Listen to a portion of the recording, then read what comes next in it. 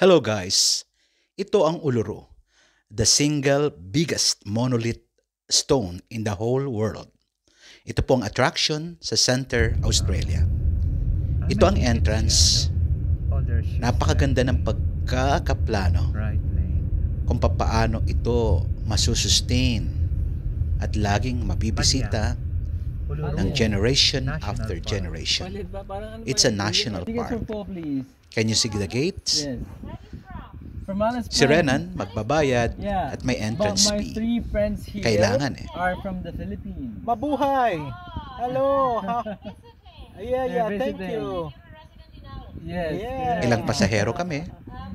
Siyempre, by the Australian dollars. At nag-drive pa kami. Medyo ilang kilometers din, ano? I think 15 kilometers away din, pero walang ibang bundok kundi siya. Bundok or mataas na structure kung hindi siya.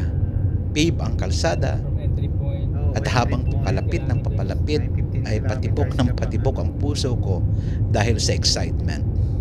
Thank you so much, Renan, na inaanak ko sa kasal at sa kanyang brother na si Rene Boy na nag-drive at kasama si Tita Mai Johnson. Ang puno nila ganito lang. Alam niyo ba itong Uluru na ito comes from the word snake. Kaya pala napakaraming mga souvenirs made up of snake which is very colorfully designed. At nasa 300 to 355 meters ang taas niya. Mas mataas daw ito sa Eiffel Tower.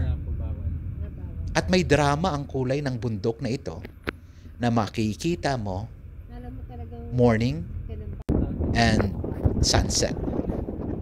Kaya yun yung parking area na kapag bago sumikat ang araw at bago lumubog, pumuposisyon ang mga turista. Nag-post muna kami dyan. Pero ang daming langaw, no? Natural po yan. Sabi ko nga, talagang specially design yun para hindi ka mag-stay ng matagal at umalis ka na din enough just to see her para hindi masalaula ang lugar. Sometimes, gano'n ang naiisip ko kung ano ang special purpose ng bawat nilalang. Alam niyo ba, ang monolith na ito, mas malalim. Kasi noong mga 1930 to 1940, pinayagan ng mga Aborigines na pag-aralan kung anong structure, single stone, no? May 2.5 kilometers pababa. Noong unang panahon, ito daw ay napapaligiran ng napakaraming buhangin. Kaya pala may mga sand dunes all over Australia. Maaaring yun ang explanation. Kaya baga 350 meters up lang ang nakikita sa kanya. Pero mas malaki siya. Kahanga-hanga ang Diyos sa kanyang creation. Para marating ito, may Ayers Airport at ang Alice Spring na sa center ng Australia. Mahal ang pamasahe mula Sydney going here than from Manila going to Sydney. Pero mas maganda sa lifetime natin makita ito. And worth it, I tell you. So, sa mga Aborigines, napakabanal ng lugar na ito. I've seen the ranger sitting there. Parang naalala ko lang yung Devil's Mountain sa San Jose. I can now have the idea and share how to develop it further. Kasi meron din tayo. At sa iba pang mga dako ng Pinas. Lumapit kami ng konti and then I read kung ano yung mga nasusulat. Ceremonial place talaga ito ng mga Aborigines. May mga paniniwala nga na yung mga naging kalaban nila na nag-tried na sirain yung mga ongoing rituals nila, namatay at nadikit sa mga bato na ito, na kaya may mga images na paniniwalang mga kalaban yon. Kaya kung lalakarin mo ito, actually ang bato ay, ang diameter niya, nasa 9.7 kilometers. Laki, no?